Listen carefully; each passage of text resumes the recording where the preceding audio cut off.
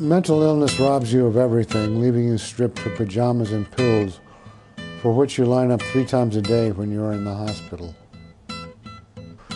There comes a feeling like each half of the brain is being wrenched violently apart from the other half. Mental illness is an invisible crippler, a mysterious killer which leaves even its initial survivors with a shortened lifespan.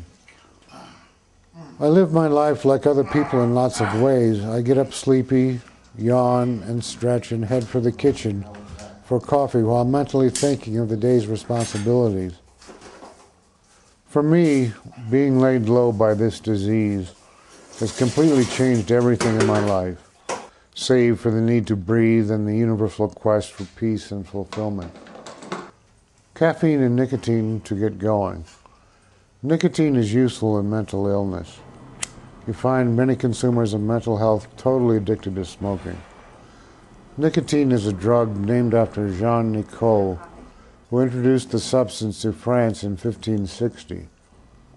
Nicotine encourages positive thoughts and squelches negative ones. The delivery of nicotine through smoking is the drawback.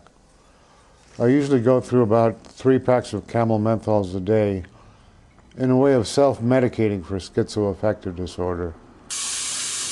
My day begins much the same as everyone else. I sing just as badly. These are pharmaceuticals that I take to help me to survive. I take levothyroid for hypothyroid. I take nifedipine for high blood pressure. I take enalapril for kidney disease. I take valproic acid as a mood stabilizer. I take Zyprexa as an antipsychotic. I take tyrosine as an antidepressant. Like everyone else, I am hungry in the morning. I like cooking for myself. It's so much better than to trust my food to anyone else. I like my own cooking. I have no one to please but myself and no one else to blame if it's no good. All clothing is costume. I thought that one up. I have a lot of costumes, all from thrift shops. I figure, why pay retail? It's all a matter of who I want to be each day. I work part-time just as much as disability will allow, but usually less. There are some wealthy individuals with mental illness, but they are not called crazy, they are called eccentric. I wonder if I'll ever have enough to be called eccentric.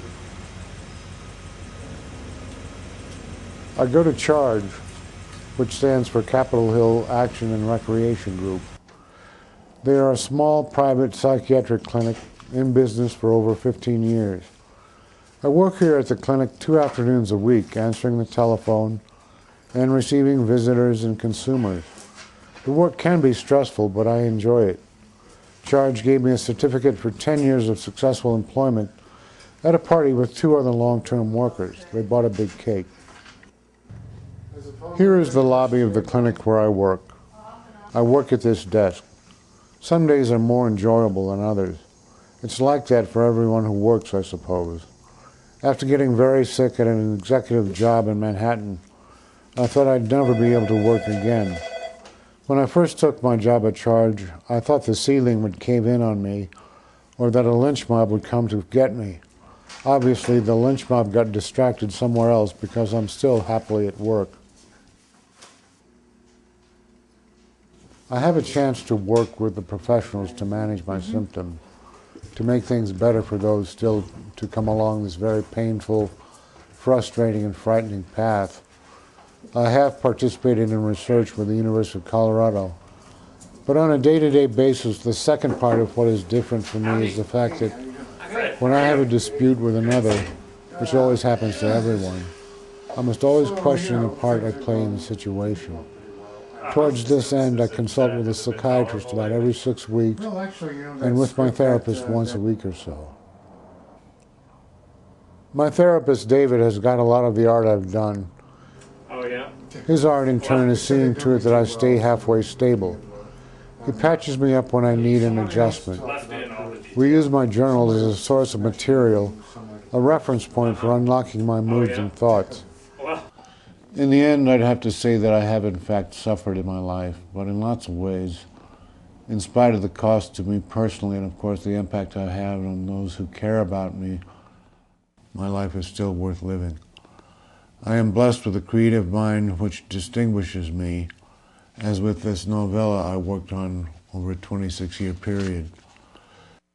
The creativity in my mind can turn on me and become paranoia. I know I'll always need help with this. Maybe it's a simple trade-off. What makes us all alike and all so completely unique? I live the best life I can under the circumstances. I do see life as a gift, just as my teacher pointed out years ago. I have gotten suicidal at times, but I stay. It's the only way. I do still hold out a lot of curiosity to see what life still holds in store for me.